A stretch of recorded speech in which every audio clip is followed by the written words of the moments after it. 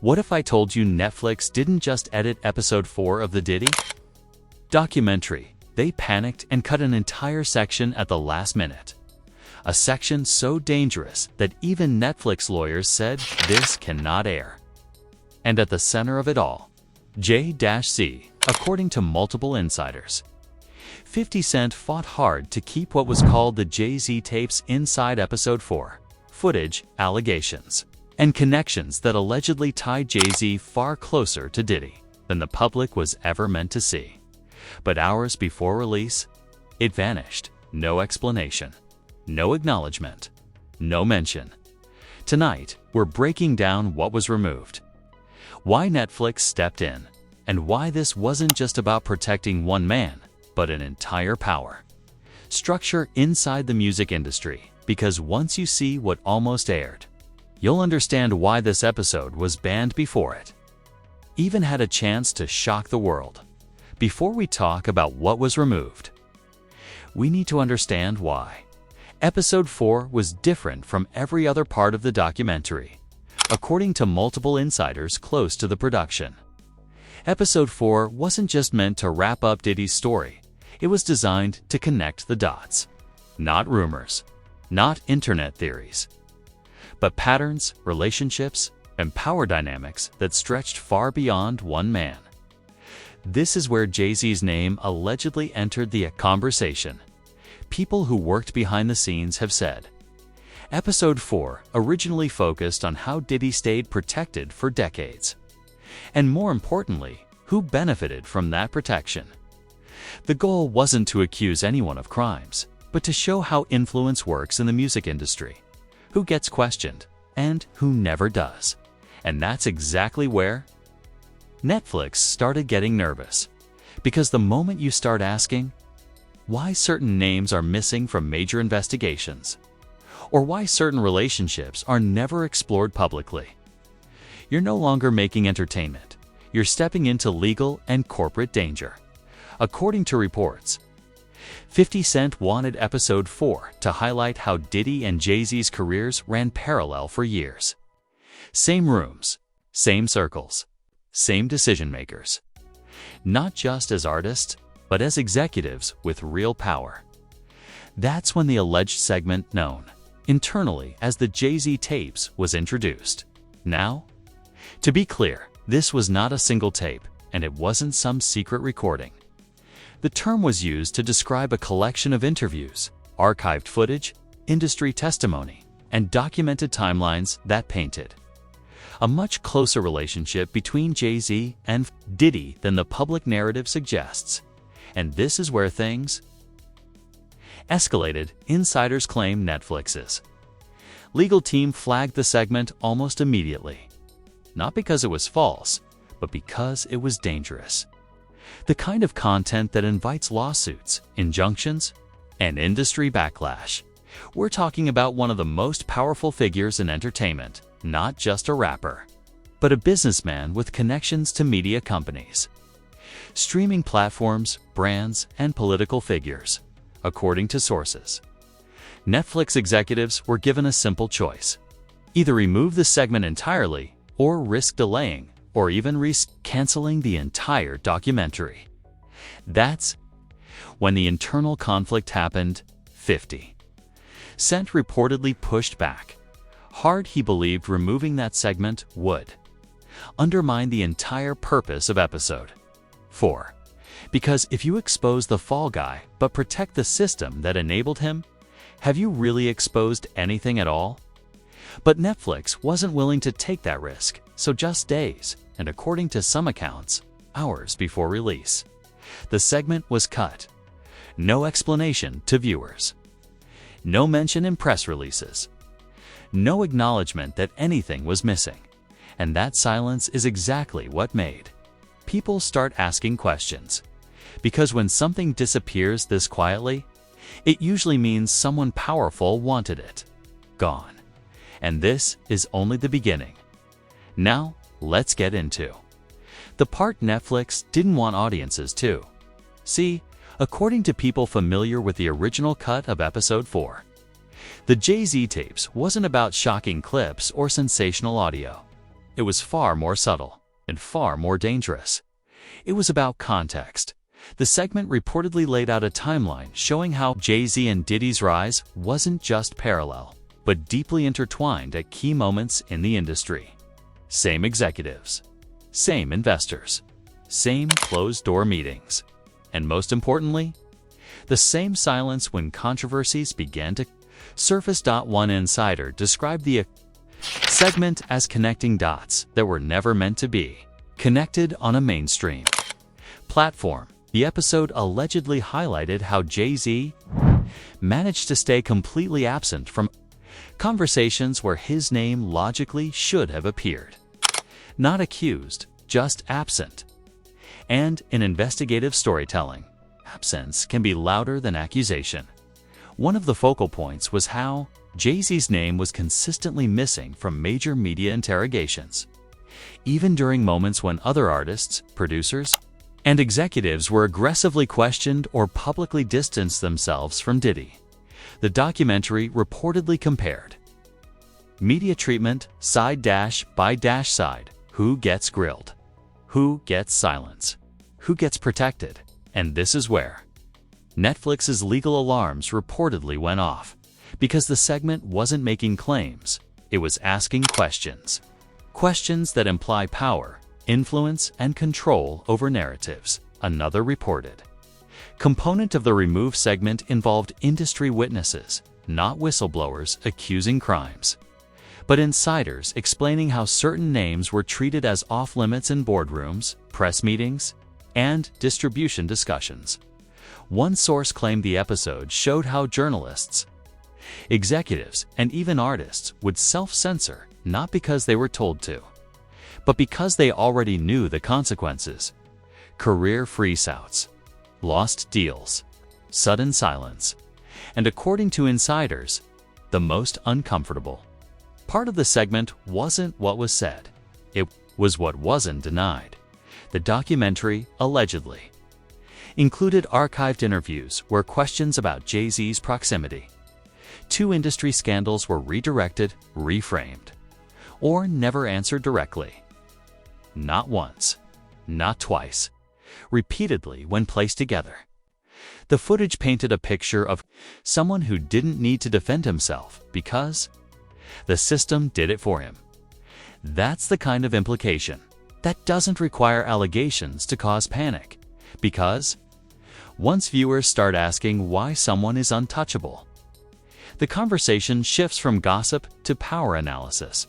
According to multiple reports, Netflix executives feared this segment would open the door to legal retaliation, not just from one individual, but from corporate partners tied to him. Streaming platforms don't just think about truth, they think about risk, and this segment was pure risk, so it disappeared. No warning, no disclaimer, no trace. But when you remove something this carefully, it leaves behind a different kind of evidence, silence, and silence is often the loudest. Clue of all, this is where the story takes a turn, because according to multiple insiders, 50 Cent did not quietly accept the removal of the Jay-Z tapes. He reportedly pushed back hard, and that alone tells you this wasn't just filler content. Sources close to the production claim Episode 4 went through multiple internal revisions, but this specific segment became a point of serious conflict. Not because it was poorly produced, not because it lacked verification, but because of who it involved. 50 Cent has a long history of being strategic. He doesn't move emotionally, he moves tactically. And insiders say he understood exactly what the segment represented. Not an accusation, not a hit piece, but a challenge to industry hierarchy. According to one report, 50 argued that removing the segment would compromise the integrity of the documentary's message. The entire premise of The Reckoning was accountability, how power shields behavior, and how silence enables it. And in his view, leaving out one of the most powerful figures in hip-hop completely undermined that premise. One source described the tension like this: 50 wanted consistency, Netflix wanted insulation. That's an important distinction. Netflix allegedly wasn't afraid of controversy. They were afraid of entanglement. Because the moment you explore how influence works at the highest level, you're no longer talking about individuals. You're talking about corporations, partnerships, sponsorships, and long-standing relationships. And that's where platforms get nervous. Insiders claim 50 Cent was warned that keeping the segment could delay the release, trigger legal reviews, or even jeopardize distribution altogether. At that point, it wasn't about whether the content was true. It was about whether it was worth the fallout. This is reportedly where the line was drawn. 50 could either keep the segment and risk the entire documentary, or remove it and ensure the project reached the publicon. That's when the compromise happened. The segment was cut, but according to sources, not forgotten. What's fascinating is that after the documentary dropped, 50's behavior online changed. Subtle posts, cryptic captions, carefully worded statements implying that not everything made the final cut. Not everything made the final cut. No direct callouts. No names mentioned. Just enough to let people know something was missing. And that's classic 50. He understands. That's sometimes the most powerful move. SNT exposure, its implication by allowing the public to notice what wasn't there. He shifted the focus. Viewers started asking their own questions. Why wasn't this name mentioned? Why did this person escape scrutiny? Why does silence keep repeating itself? And once those questions start circulating, they don't need a documentary to survive. They live on social media, in comment sections, in podcasts, in conversations that platforms can't fully control in a strange way. Cutting the segment may have amplified its impact, because now, people aren't reacting to footage, they're reacting to absence. And absence, when intentional, is rarely accidental. To understand why this segment was removed, you have to stop thinking like a viewer and start thinking like a platform. Netflix isn't just a streaming service.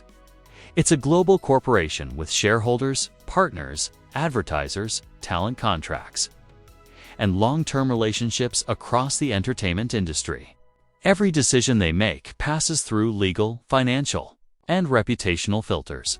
And according to industry insiders, this wasn't about whether the segment was interesting. It was about risk calculation. The moment a documentary moves from examining events to examining power structures, everything changes. Because now, you're not just telling a story, you're challenging ecosystems. Sources familiar with the situation claim. Netflix's legal team flagged the segment as high exposure, not necessarily because it made direct accusations, but because of how it connected dots. In other words, the issue wasn't what was said explicitly, it was what the audience would infer. Streaming platforms operate on a principle called plausible insulation. They can host controversial content, as long as it doesn't place them in a position where they appear to endorse or facilitate unverified conclusions about living. Influential figures, and this segment allegedly pushed too close to that boundary. Another factor insiders point to is precedent, if Netflix allows one. Documentary to explore power networks at the top of the music industry. It opens the door for similar scrutiny across other industries: film, tech, fashion, even politics. That's not a door corporations open lightly. There's also the question of timing. The documentary arrived during a period where multiple high-profile figures across entertainment were already facing legal and reputational challenges. Platforms tend to avoid stacking controversy, especially when public trust is fragile. One executive reportedly summarized, "The concern like this, we're not afraid of stories. We're afraid of becoming part of them." And that distinction matters. Netflix didn't want to be framed as the platform that went after anyone. They wanted the documentary to feel retrospective, not confrontational, analytical, not accusatory. From a business standpoint, the decision makes sense. From a storytelling standpoint, it creates a gap. because the absence of this segment didn't make the narrative safer, it made it incomplete. Viewers noticed the imbalance. Certain figures were examined closely, while others remained untouched. And in investigative storytelling, inconsistency raises suspicion. That's why the conversation didn't end with the documentary's release. Instead, it moved elsewhere. Online discussions, long-form breakdowns, reaction videos, comment sections filled with the same question repeated in different ways. Why was this missing? Netflix may have reduced its immediate exposure, but the curiosity it sparked became decentralized, harder to contain, harder to moderate, and impossible to fully erase. And that's the paradox of censorship in the digital age. When something is removed quietly, it doesn't disappear. It multiplies because audiences today don't just consume content. They interrogate it, and once viewers believe they're seeing a curated version of events, trust erodes. Not violently, not dramatically, but slowly, and that erosion is far more dangerous than controversy.my now. One thing should be clear. Whether these tapes ever surface publicly or not almost doesn't matter anymore, because the real story isn't about what was shown, it's about what wasn't. In powerful industries, silence is never accidental. It's strategic. When certain names consistently avoid scrutiny, when entire segments quietly disappear, and when platforms choose restraint over transparency, it signals one thing: there are limits to how far stories are allowed to go, and those limits aren't set by truth. They're set by influence. What makes this situation different is how audiences reacted. Instead of moving on, people noticed the gaps. They noticed the imbalance. And they started asking questions that the documentary itself never answered. That's when control shifts. Because once viewers recognize omission, the narrative no longer belongs to the platform. It belongs to the public. This isn't the first time a high-profile project stopped just short of naming the full picture. We've seen it with documentaries, interviews, award show conversations, and even courtroom coverage. Certain discussions are framed carefully. Certain connections are avoided. Certain names are handled with silence rather than scrutiny, not because there's always guilt, but because power prefers ambiguity. Ambiguity protects relationships. Ambiguity preserves access. Ambiguity avoids consequences, and the entertainment industry runs on access. What's important to understand is that platforms don't operate on morality, they operate on liability. The moment a story risks destabilizing alliances, contracts, or long-standing partnerships, it becomes negotiable. That doesn't mean the story is false. It means it's inconvenient. And inconvenient truths don't disappear. They migrate, they move into online communities. Independent creators. Comment sections. Long-form discussions like this one. That's why conversations around this documentary haven't died down. They've intensified because viewers today are more media literate than ever. They understand editing choices. They recognize narrative framing, and they can feel when a story is being guided rather than followed. The most powerful question isn't what was cut. It's why did it need to be cut? And until that question has a clear answer, speculation will continue, not because people want drama, but because humans instinctively distrust partial truths. History shows us something important. Major cultural reckonings don't start with full exposure. They start with selective silence. That silence creates pressure. Pressure creates cracks, and cracks eventually force light in. Whether this particular footage ever sees the public is almost secondary now. The conversation it sparked already exists. And conversations like this don't go backwards, they evolve. So the real takeaway here isn't about one documentary, one episode, or one platform. It's about how stories are shaped, and who gets to decide when they stop, because every time a powerful name is left untouched. It reminds us that the loudest stories aren't always the most important ones. Sometimes, the loudest story is the one that was never allowed to be told. Now, here's where you come in. If Netflix really removed an entire segment, the question isn't what they showed, it's what they decided you weren't allowed to see. So I want you to think carefully and answer this in the comments. Do you believe episode 4 was edited to avoid legal consequences? Or was it edited to protect relationships and power behind the scenes? Your opinion matters more than you think, because platforms watch these conversations closely. If you want deep, uncensored breakdowns like this, without clickbait, without shouting, and without spoon-feeding, subscribe now and turn on notifications. The next video goes even deeper into who benefits from silence and who panics when questions are asked. Stay curious, because the truth doesn't disappear, it just waits for the right audience to notice.